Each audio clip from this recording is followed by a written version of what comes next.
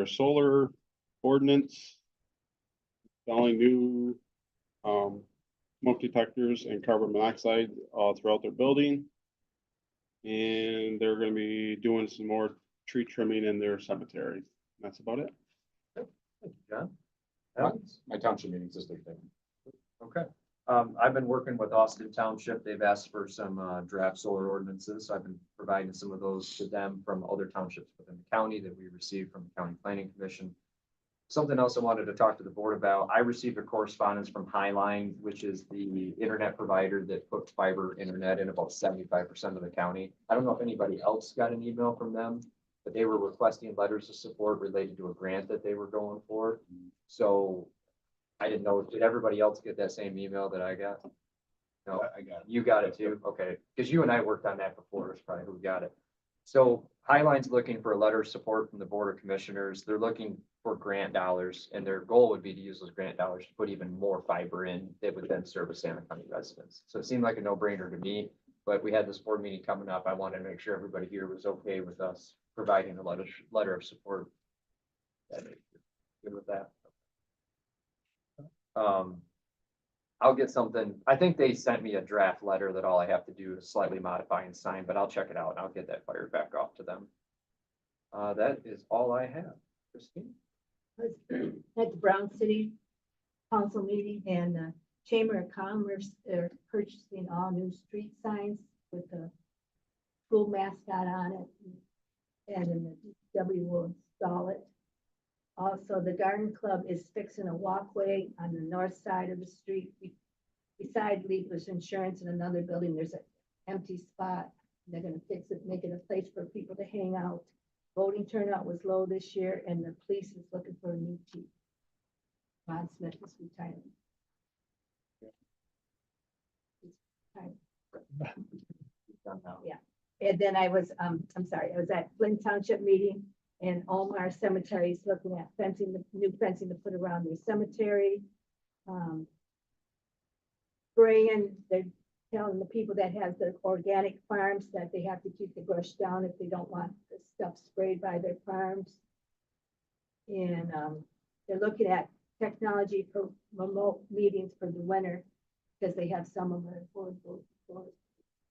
They've scheduled their 2025 scrap tire recycling, and they're gonna cut that down for just the residents, because they've been having people coming from all over the property. And that's it. Good. Thank you, Christine. Bill?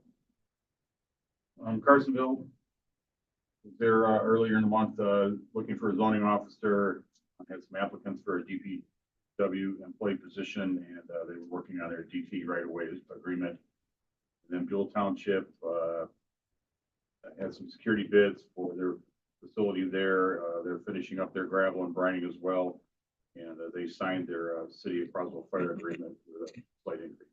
That's all I have. Thank you, Bill. Gary? I attended the Dusty City Council meeting last night, and there were several reports given with some discussion on finances.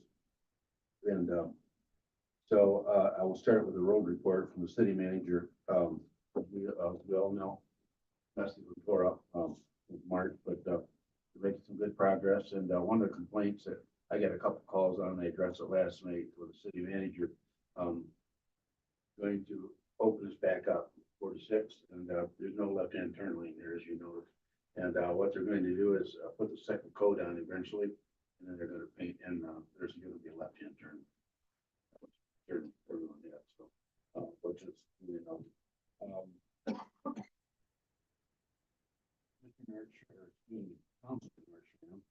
gave a report on the airport, and I just want to add, I'm kind of proud of it because in our city airport has really flourished the last few years. They've had a couple of buildings out there, and my wife and I went out flying in the breakfast and toured the buildings. They're great, and they're doing a lot of repairs in their planes. So you can't go there. Probably already know about that. So there was a discussion last night about renovating the chipper machine, which is vital in the city, and there was some discussion about letting the people chop up the limbs of their own trees. And they said, well, we have a hard enough trying people mowing their lawns. So,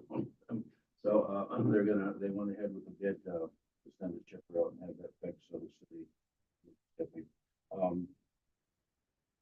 Last thing was, that I brought up, I give my, monthly report, I send it out to all my townships, but I gave them a monthly report last night. One of the things I brought up is our planning, I'll let everybody know here, our planning, county planning, board committee, now meeting at 3 p.m. instead of 4 p.m. Tonight's right. So, end of my report, thank you. Gary, Roger? Last week I attended Marlette Township meeting. They discussed blight issues, which is ongoing, probably in most townships. They approved sealing and restriping their parking lot at the airport / township hall. They also had a discussion on possibly obtaining a loaner card for use at the airport when people fly in from out of town, need transportation to get around, whether it be to lodging or to go eat or whatever. So that's still on the table. And they heard some citizen concerns of speeding on Becker Road, which is a couple miles east of Marlette. There have been patrols out there. It's kind of tough. They want the radar sign out there, but that roads, the shoulders are very narrow, deep ditches, so it's kind of hard to put that out there. They have been patrolling a little extra, and I made note to them that they're speeding all over. It's not just Becker Road. So last night I was at Lamont Township. They also had discussion on light, and they had quite a discussion on getting reimbursed for information requests, FOIA requests. So I told them I would pull up some info and send it, and I did this morning. So they might still be reading, because there's quite a bit of information on that. But hopefully that'll help them get some forms made out and some rates. And they also are going to have a discussion with Tuscola County and surrounding townships. Some of the townships have shared roads where there's a length of it that's in two townships. So it's a 6 mile road. They each do 3 miles, but they want to get it in writing so that all of the townships have records of it. Because Wes Phillips brought it up. He said when he's gone and some of the longer term board members are gone, that information's lost if they don't have a record of it. Right. They're all pretty much gentlemen agreements. So they're gonna start working on that. And that's all I have. Very good. Thank you, Roger. Appreciate everyone's commissioner report. Nathan, your administrator report, please. Thank you. First thing I wanted to talk about was next week we did get 5 applications for the equalization director through the RFP agreement. So for that contractual position, went through that list. We'll be bringing three folks in to evaluate things, and then we'll go from there. So I was promising, obviously, as we posted it for a employee, there was 0 responses. Posting it as an RFP contractual basis, there was 5. So it's vastly different. And that's kind of what the market has seen in Michigan for equalization offices. So I did speak with Port Sanilac. Commissioner Sarkello put me in touch with a board member out there. They were looking at trying to apply for a grant to receive a fellow to do some work in Port Sanilac, assist with parks and recreation, economic development, those sort of things. And I eventually connected them with Lisa Kenny, who's worked on some of those things here locally. But I talked to our EDC office yesterday, and they noted that the application, I believe, was due yesterday. So I think Port Sanilac might have missed the boat on that, unless they got something done very quickly, but they were up against it a little bit in the 11th hour, it sounds like. So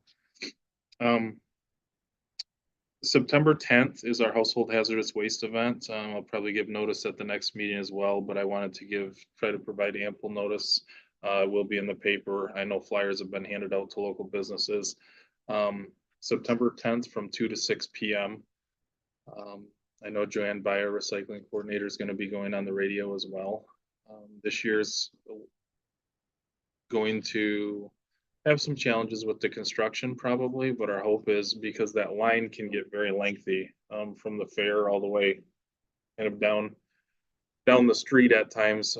We've talked about ways to maybe make, multi-car lines and try to maybe weave them through the fairgrounds a little bit, to keep as many cars as we can off the road from getting that, so that doesn't back up traffic, by the health department. I believe it's Argyle Street there. Because that's being heavily utilized at this point. The other thing I wanted to know was, you guys will see a ad going out in the paper. And it went to each of the townships and municipalities as well of our notice, of intent on our materials management plan, that has been filed. I know we had to ask for an extension because we had a multi-county effort and it took a little bit to get all those boards to approve that language. And the agreement, that has been submitted, that has been accepted by the state, and we got notice out to each of the townships that was emailed to them, and it will be in the paper as well, that has been filed, that the county has taken on that role for our area, so the townships individually don't have to look at how they handle this. The county's doing it for them. Yeah, the county could have opted out. You guys could have said when I brought that forward that you weren't interested, then each of the individual townships would have had to do it, which would have been very challenging. I don't know if, I would assume no county deferred that to the townships because of the issues that would create, but it was an option, so. And then last thing, I've got a conference at the end of this week, so I will be gone at that on Thursday and Friday. So be back in office next week. That's all.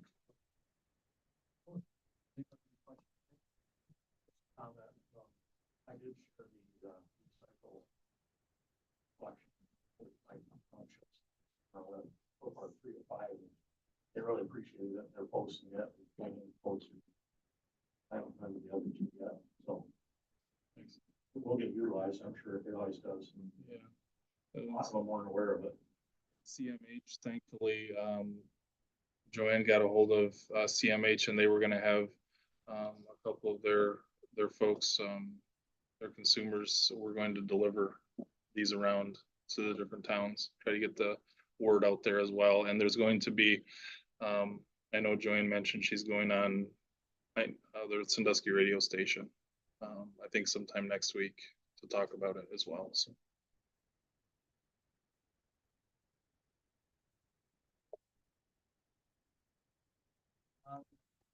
Time, we're gonna call for public comments pertaining to the agenda. Are there any public comments pertaining to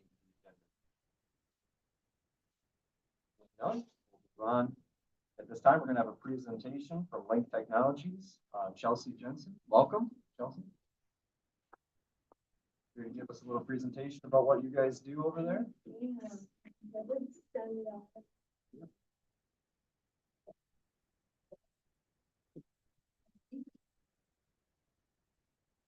I just kind of sat back and listened to everyone chat. I'm from the area, I'm from Marlette. I'm excited to be here and share with you guys. It's kind of a cool reminder of the small town, close knit, listen to some of the conversations you guys are having. I appreciate your time today. So, just a quick introduction. I'm Chelsea Jensen. I'm the Business Operations Manager at Link Technologies. We're located in Brown City. We've also just purchased a 165,000 square foot facility in Croswell, hoping to retrofit and grow into that relatively soon. So we started in 1995. We've been doing business since then as interior automotive trim, sun visors, center consoles, seat backs, headliners, things for GM, Ford, Peterbilt, Pentworth, some of the bigger stuff. And today I'd kind of like to share with you one of the things we're really proud of. It's one of our new programs, something pretty innovative. I'll just go ahead and share that with you. Take the next slide, please. So before I tell you our awesome solution, I'll set the stage of what the problem is. So everyone here lives in Michigan, lives in rural Michigan. We hit a lot of deer, and people drive a little crazy. So we're pretty familiar with headlight damage, front end collisions, things like that. So here's the problem. 3.1 million headlights are damaged and replaced every year. So right now, the current way to deal with those is to throw them in a landfill. That's a problem for a few reasons. So when we throw those away, there's a lot of valuable componentry inside, like wiring, bulbs, circuitry, chips. You might remember during COVID when you couldn't get heated seats in your truck because there was a chip shortage, things like that. So pretty valuable stuff is just getting thrown away. So economically, that's not a good thing. But then from an environmental standpoint, things like plastics and the metals in the chips, the wiring, the bulbs, those things don't biodegrade. So they take thousands of years to break down. As they break down, you're looking at things like VOC, toxic gases, harmful compounds, microplastics, all those things get into your air, your water, your soil. It's going to impact the ecosystems and then ultimately the people who live around those landfills. So that's the problem. So if you get the next slide, I will tell you about our solution. So we have pioneered the first in the world, international patent pending, developed right in Brown City, remanufacturing program for headlights. So I know many of you might be familiar with buying a remanufactured transmission or engine, something like that. It's essentially the same concept. So for example, you get a deer, you take your car into the dealership to be replaced. They're going to take out that damaged headlight, and then they're going to collect it through the OEMs, actually, so GM, Ford, Chrysler, whoever, will collect it through their tour collection program, similar to the engines, the transmissions, things like that. Those come to us, and so we essentially test each headlight and determine what components inside can be used. We'll robotically harvest those components, so the bulbs, the wiring, the chips, things like that. We found that 95% of those components can be cheap. So we put those components, we assemble them into a brand new housing and seal it under a brand new lens. The OEM provides those to us, so they're OEM quality, OEM approved. We test that finished headlight, the remanufactured headlight, to the same standards that the OEMs do. So it meets all the federal DOT requirements as well as any specific OEM requirements. And then what that does is that enables us to provide the OEM certification and the warrant. So if you hit the next slide, I'll show you what that looks like. I'm not blocking anybody. So on the left, this is what they're going to pull off of your Chevy Silverado or whatever you're driving. So you've got pieces of plastic broken off here, dirt, maybe a little bit of deer fur over here. And essentially what you have on the right is it's our remanufactured headlight, but the fit, form, and function, it's like a brand new headlight from the OEM. So you can't spot the difference. It's going to fit your vehicle the same, and it's going to come with that OEM warranty. So similar to buying a brand new headlight, you've got 2 years. If anything goes wrong, ship it back, you get a new one. The kicker with this is, I don't know if anybody's had to replace a headlight anytime recently. You used to be able to just pop off the lens, replace your bulb for $8, right? No, now you have to replace the whole assembly. It's anywhere from $900 to $1,900. So because we're able to build these with 95% reuse, that is a significant cost savings to us, passed on to the OEM, passed on to everybody. So where you would be spending probably $1,500 for this headlight brand new, this is available on the market now through GM for $600. So what that really does is it creates a new market space for GM. And we're seeing more and more of the OEMs realizing the value in this, because right now, if you only have $600 to spend, which I get is still a lot, on your headlight, the only option you have really is the overseas aftermarket. It might not fit your vehicle right. It's not tested to federal or OEM standards. So you're not gonna get the same quality, and then it's not gonna be backed by a warranty. So you kind of roll the dice with those, whereas at the same price point, you get the quality, the fit, form, and function, you know it's gonna fit your vehicle and work right, and it's backed by warranty. So hit the next slide, please. To kind of sum up some of the stuff I've been talking about, there's a lot of good that comes with it. So from an environmental standpoint,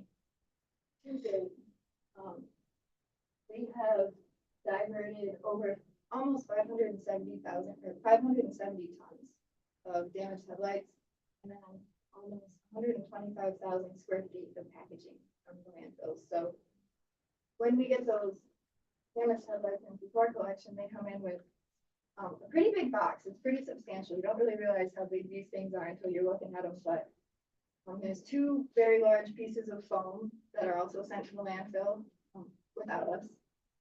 And then the box itself. So those cardboard can break down, but that foam, same issue when you get it in the landfill. So we've pulled all of that out, and that is since the beginning of this year. So pretty substantial impact. And then because 95% of those components are reused, we don't have to go and extract those raw materials. We don't have to produce the components. We don't have to do all of that processing through the supply chain. So we're using 80% less energy for a remanufactured headlight versus a new one. And then similarly, the raw materials are substantially reduced. So from an economic standpoint, I mentioned this creates a new market for the OEMs. So they were not able to compete really with the aftermarkets just because of the pricing.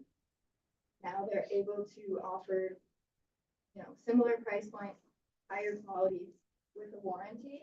And we've actually had several of the insurance agencies, they love this because they don't want to have to pay for your replacement part. That's $1,900. So, and it comes with a warranty. So they expect it out. It's approved, kind of flowing through the system that way, all around support. And then, like I mentioned, for us, that's kind of safety equity. So really, a headlight is a safety mechanism for your driving. Not everybody can afford a $1,900 headlight. So this equals the playing field. You get the same high quality at an affordable price point. And then from a community standpoint, every 100,000 headlights that we're able to bring in, that's 25 jobs. So like I mentioned, Brown City, Croswell, those are smaller areas with not as many opportunities for high-tech, skill diversified jobs. We're working with robotics, we're working with PLCs. We provide that training for them. So pretty good opportunity for the community, a little bit more community resilience. And then we also take pretty big pride in supporting our communities. So, unused land that we have around our building, we donate to agricultural programs. It's fund for the food bank. We donate every year to the schools. We hold benefits for our employees, like hardships. We just take pride in that stuff. So programs like this, growing, developing, help us give back more. And then aside from that, the communities, not just local, but around the world that are impacted by that raw material extraction, the big factories that are producing tons of plastic components, tons of chips, tons of wiring. And then the landfill communities, the more we can take out of there, the more we can help those communities, even if they're not right here. And so lastly, we take pride in our communities, but we take pride in our employees. So in the last year alone, we spent $100,000 in training, things like robotics, PLCs, design of experiments. They get to have input on how this program develops and grows. It's one of a kind, first of its kind. So we don't know what we're doing until we do it. And they really played a big role in getting it where it is. So we invest in them and it pays off for us. So again, skill diversification, it allows us to promote from within. You stick with us, we'll stick with you. And then essentially emotional and meaningful day for them. Okay, slide, please. So this is where we're hoping to take it. We just want to continue to grow, right? All those impacts associated with this, the more we can take on, the bigger that impact is, the bigger our reach. So we're hoping to and have been actively working on additional exterior lighting. So nowadays, we've got lighting in your grill, we've got tail lights, different things like that. We've been working with GM to start quoting some of their tail lights. That's exciting. And we've also started a partnership with some nationwide recyclers. So maybe not everybody's sending their cores back to the dealership. Scrap yards, junk yards might wind up with something that we can use still. So that's, let's expand that reach. So we partnered with them. And then additional OEMs. So Stellantis is kind of on board. We actually just wrapped up a quote for 48 of their part numbers. So only GM is on the market right now, but if you drive a Chrysler, look out. And then we've actually been working with MMTC to implement some of the Industry 4.0 solutions. So things that will help us reduce our scrap even further, improve efficiencies, traceability through our system just to help quality and efficiency really. And then communities and employees, it really all ties together because we live where we work, our people live where they work. So it's kind of a cycle. But essentially, we plan to continue doing what we're doing. The philanthropy efforts, the agricultural, the social, the school, the education. We just want to keep giving to those because those are our folks. And then through our growth, we will be able to offer more opportunities for those positions. Anybody from, working out on the floor, harvesting parts to our robotics technicians. We want to support where you want to be in our operations. And then, like I mentioned, communities are not just here. We love to take care of our people here. Let's take care of people everywhere. So, CSR has become a big thing in the supply chain specifically. So looking back at where do we get those raw materials if we do have to supplement a component, where are we sourcing things? What are their policies? How are they taking care of their people? So our policies kind of rolling out to be a little bit more rigorous on that, make sure we're protecting people throughout the whole business. And then finally, like I said, kind of a circular loop of just keep investing in our people. We've actually today, our HR lady met with the Going Pro Talent Fund to get another round of hopefully $100,000 to, invest back in our people again this year. So looking forward to that, as well as promoting from within. And then we finally actually, this week, just wrapped up our first round of incentive bonuses. So performance-based, every employee has the opportunity to earn an additional $2 more an hour. So you show up and you do what you're supposed to do, you'll get your paycheck, and you'll also get an additional $2 on top of that for every hour that you work during that period. So those are actually being handed out. Those checks are being handed out tomorrow at our company picnic during probably after our cornhole tournament. But just trying to take care of our people and recognize that they've helped make this happen. And this is a pretty special thing. So I think I've got one more slide. Like I said, we're pretty proud of this. So I do want to toot our horn for 1 second, even though I've been doing that the whole time. So we've had a little bit of recognition from local to nationwide that we're pretty proud of. So we actually entered this program in the Department of Energy's American Made Challenge. So they're looking for ways to create circular supply chains, essentially, to kind of help bolster the American economy and solidify some of our supply chain issues. So it's a 3-phase competition. Phase 1 just wrapped up a couple months ago.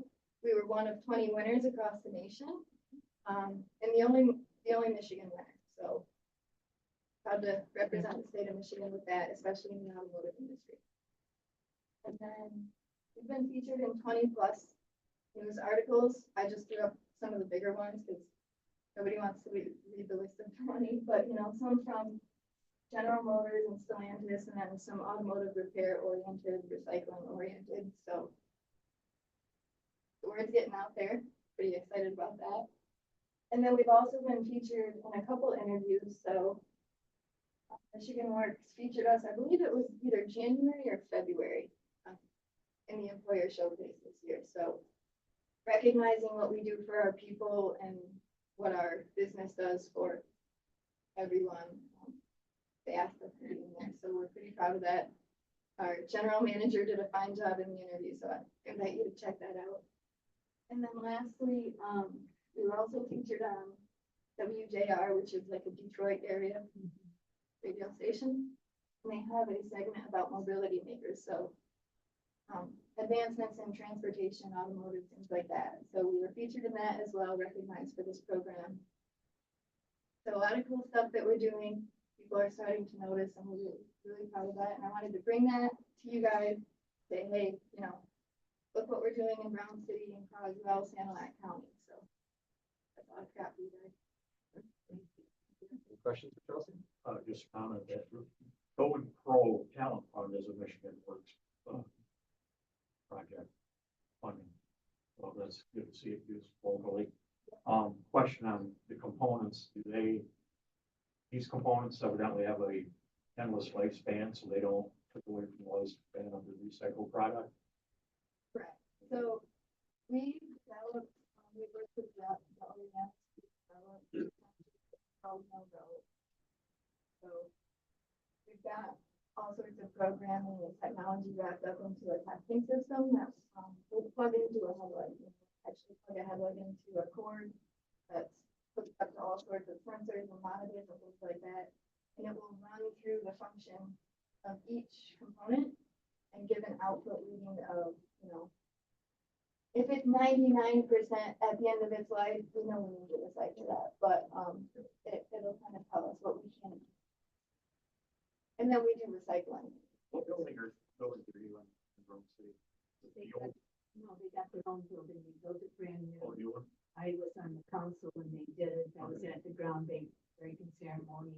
It's the Corn Drive. Yes, ma'am. That's right there. But yeah. Corn Drive's appropriate.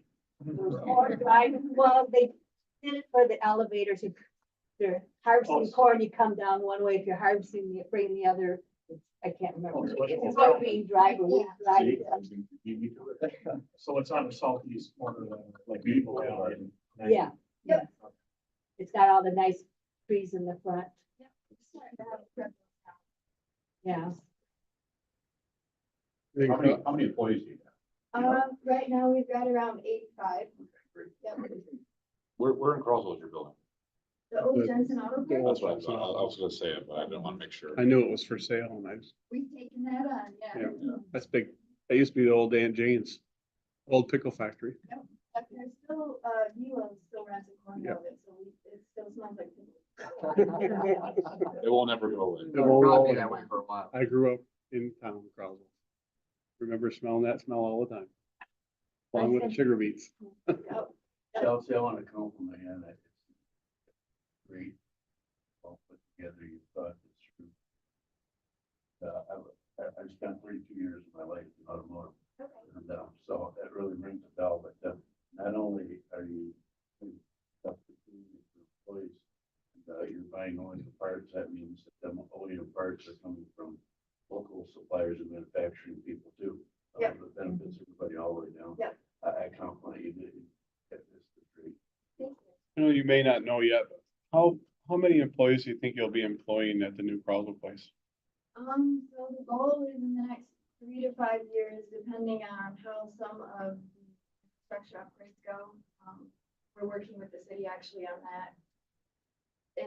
We're looking at probably 50 in the next 3 to 5 years. What qualifications, right? It's all on-job training, or do they have to have some type of? If you don't fire yourself in the first 90 days, you'll stick around kind of. Like, Oh. we provide you with everything you need. You could Show probably them work. the right action. No, you can do that. Just gotta be ready to work. I'll just talk to the Did manager. you do that presentation to the Brown City Council?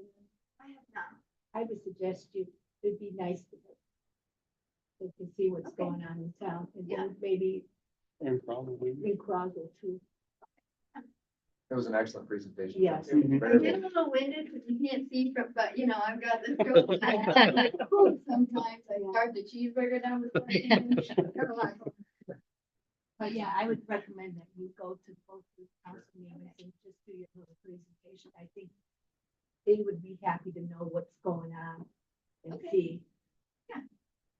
It's good to see more manufacturing and Yeah. job opportunities and good opportunities for San Luis County residents, people that live near us to Yeah. have opportunities to work and live. And it's nice to see that you guys take good care of them.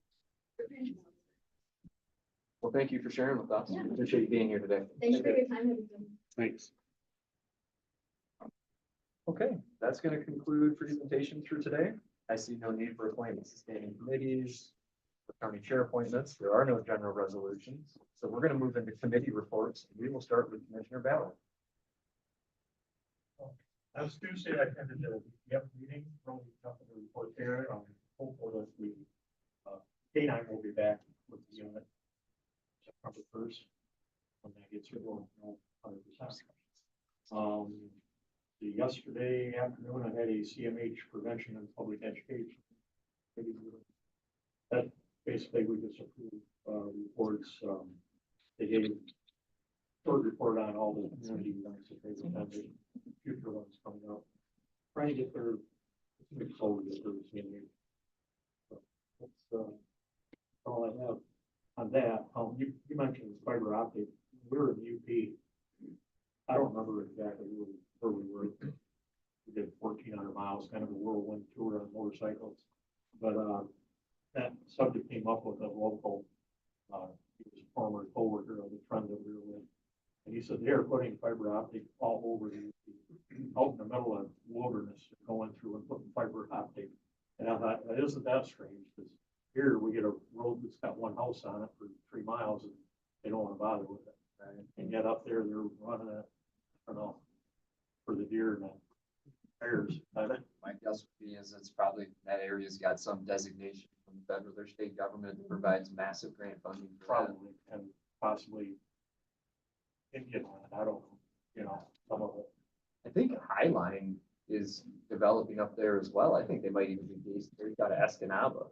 It could very well be. I didn't happen to notice any trucks up there, but I wasn't looking for fiber optic trucks.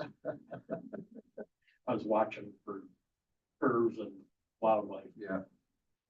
That's all I have. Thank you, Roger. Their commissioners up there wrote their letter to recommendation earlier. Oh, okay. Oh, is that how much? No, we're behind 8 miles now. I mean, it has been, I mean, if we think back, you know, there was at one point, the Board of Commissioners in San Luis County had a whole committee designated just to, you know, trying to get that stuff developed. And to now have roughly 75% of the county with, I have Highline myself, going from 15 megabyte a second wireless internet that was through M3, which was a fantastic provider for years. But to go from that to a gigabyte on fiber, there's no comparison. Especially with as technology becomes more important, you have to have this bandwidth. And so it's been a good thing. And as we talked earlier, I'm hopeful that they're able to do more work in the county because there's some areas that they just didn't get to, especially the shoreline, which is still a challenge with cell service. There's holes in cell service, and to have that technology hole with internet, I think you're seeing more people able to live remotely. If we could get better internet connection along the lakeshore, we might have some more people able to live up here, spend more of their time and money here and work from here. Our number one complaint, our customers is lack of Wi-Fi. And anybody that lives near Forester and Yellowstone Park can tell you that their LTE service goes way down. And on Friday, when everybody shows up and gets on their phone, and then about 4 o'clock on Sunday, you can finally get back on again. So. Shouldn't be on the internet anyways if they're camping. That's what I say. I would agree with that, but it's not camping, it's glamping. Supposed to unplug. Instead, Roger knows you don't have enough 50 amp hookups as it is, you need more. Good discussion. Gary, did you have your report yet? I didn't, no, I didn't give it right away.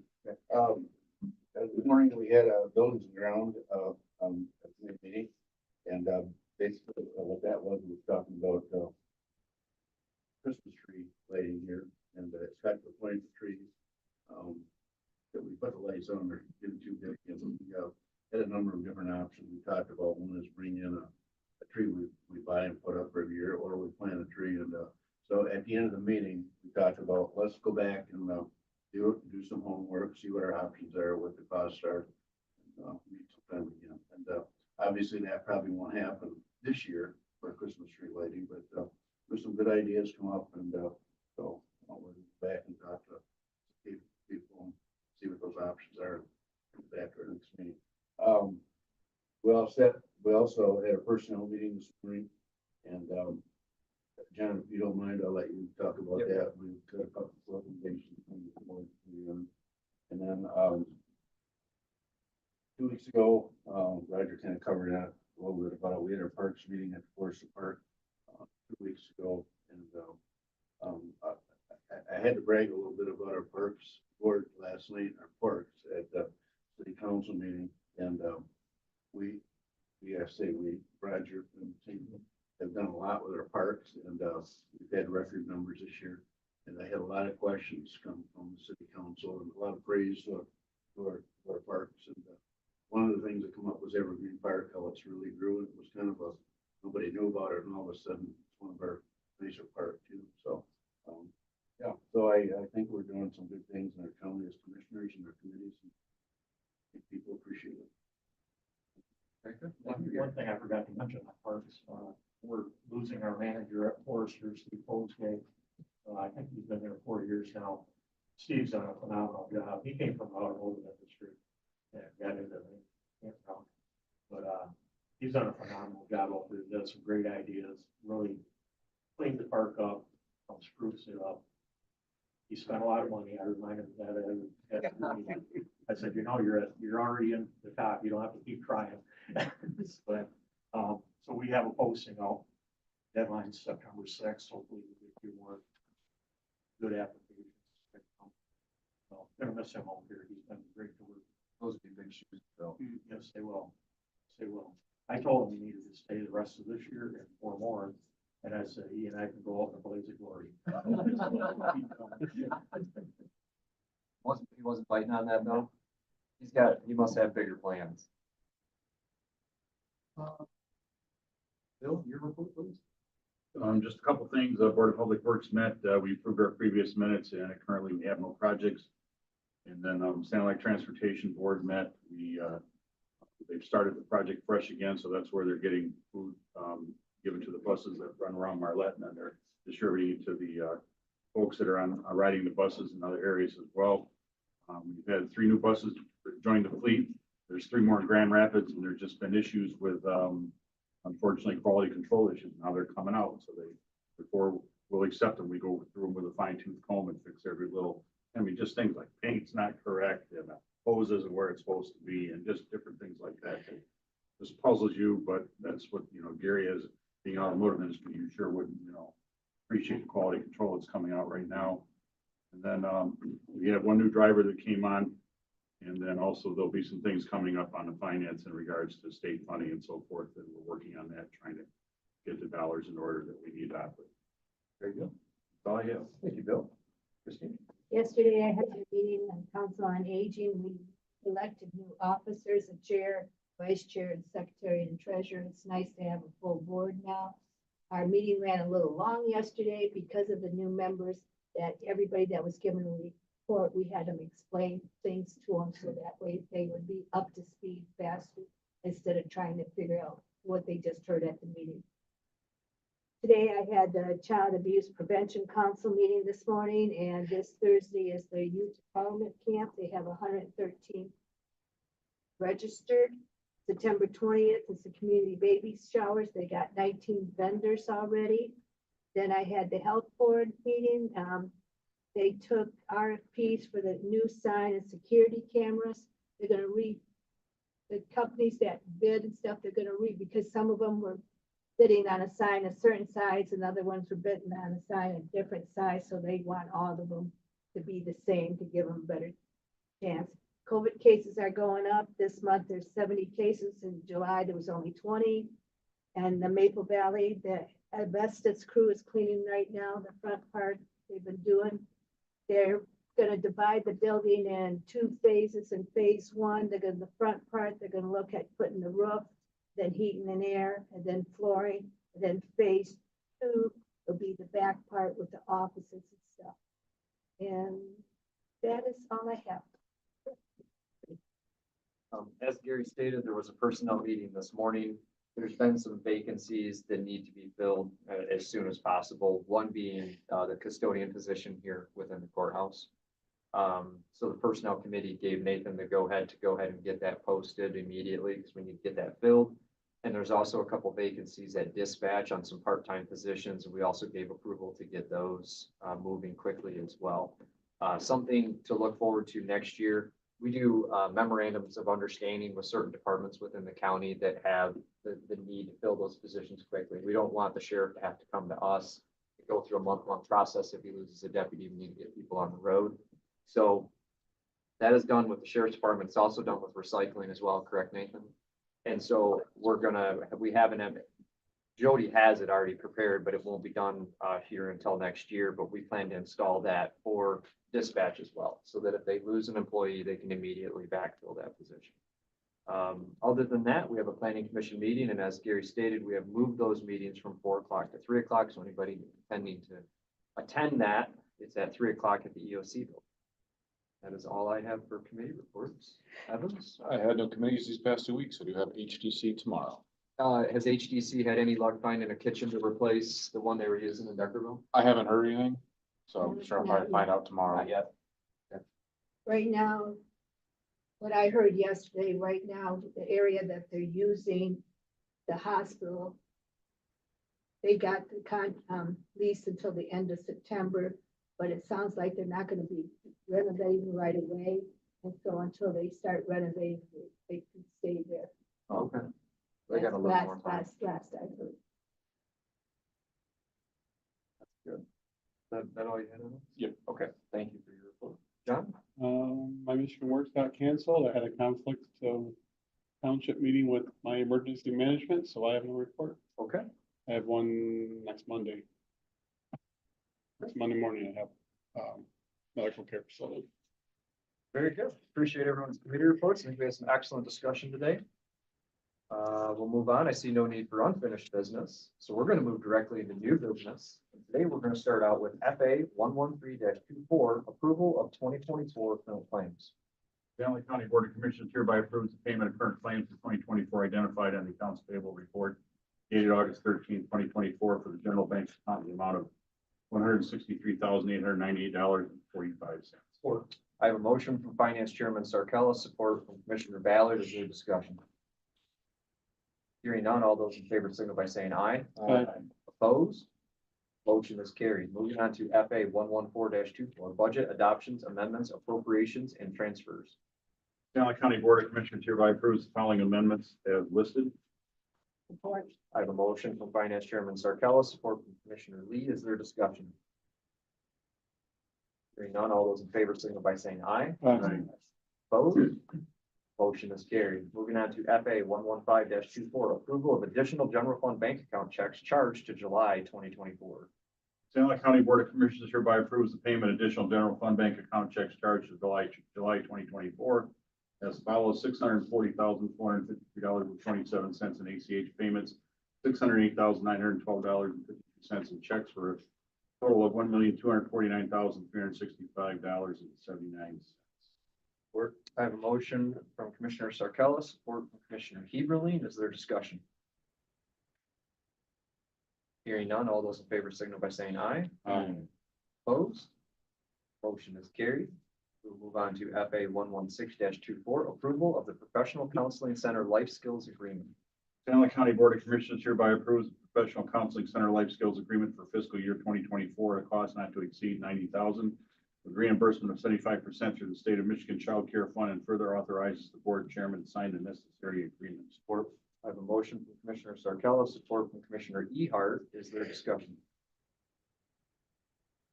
Hearing none, all those in favor signal by saying aye. Aye. Opposed? Motion is carried. Moving on to FA 117-24, approval of project authorization.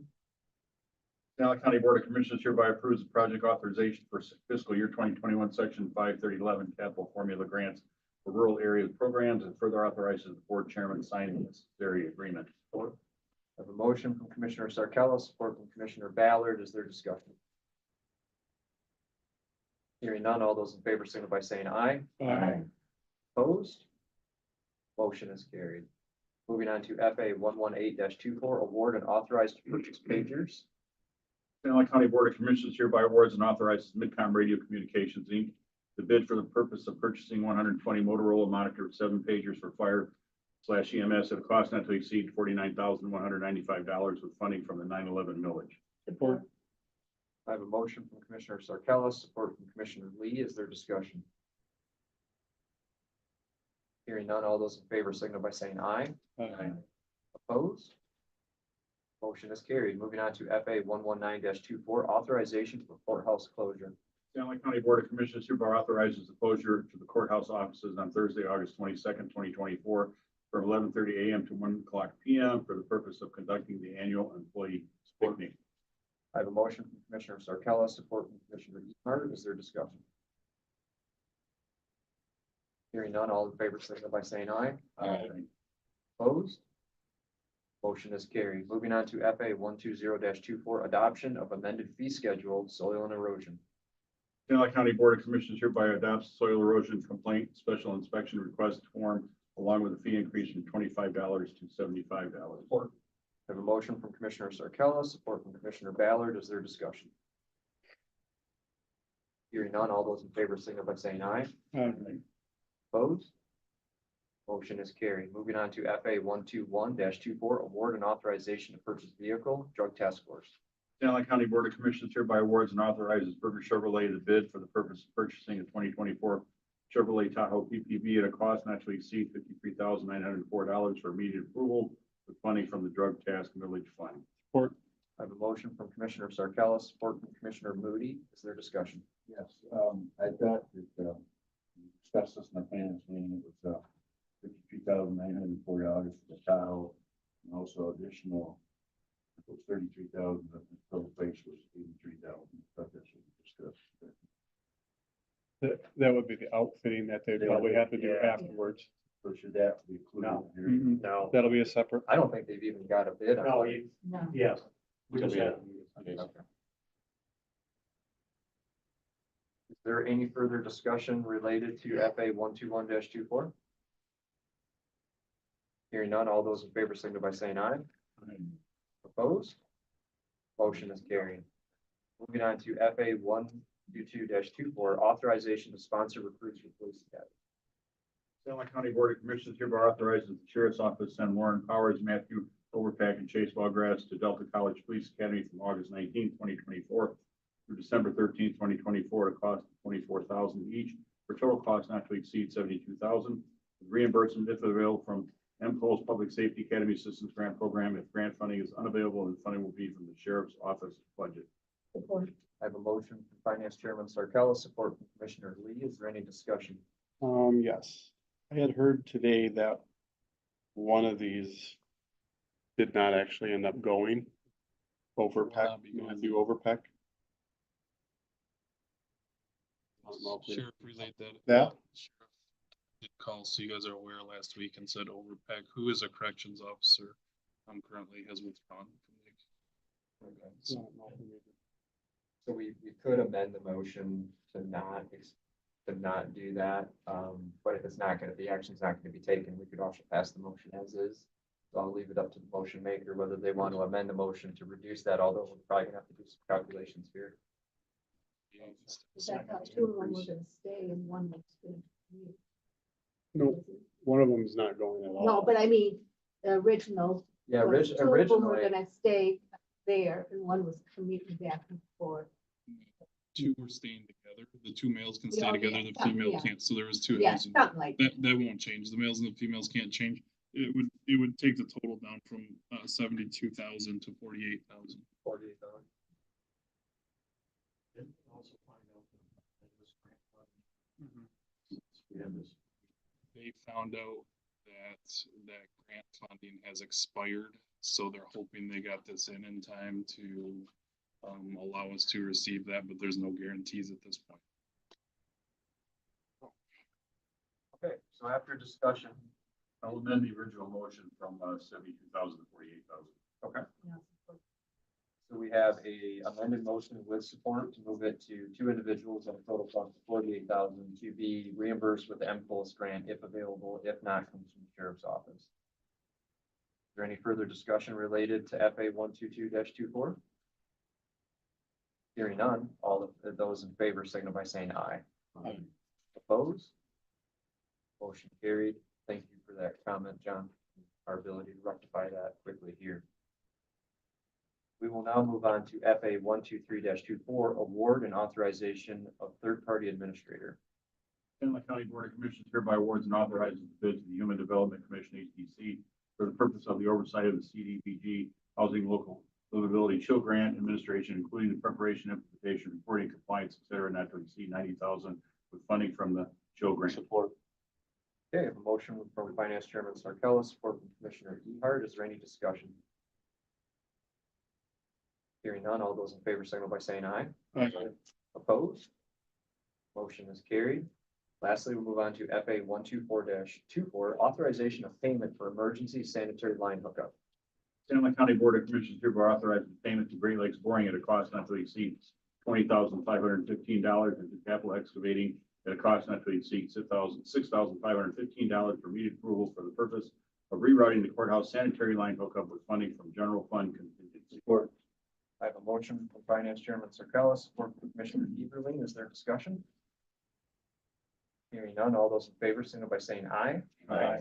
Opposed? Motion is carried. That concludes new business. I will now open it to general public comments. Is there any general public comments? Seeing none, there's no need for closed session or approval of closed session minutes. I'll entertain a motion to adjourn our BOC meeting at 2 o'clock. I'll make a motion. Motion from Commissioner Lee, support from Commissioner Eberling. All in favor, signal by saying aye. Aye. We are adjourned.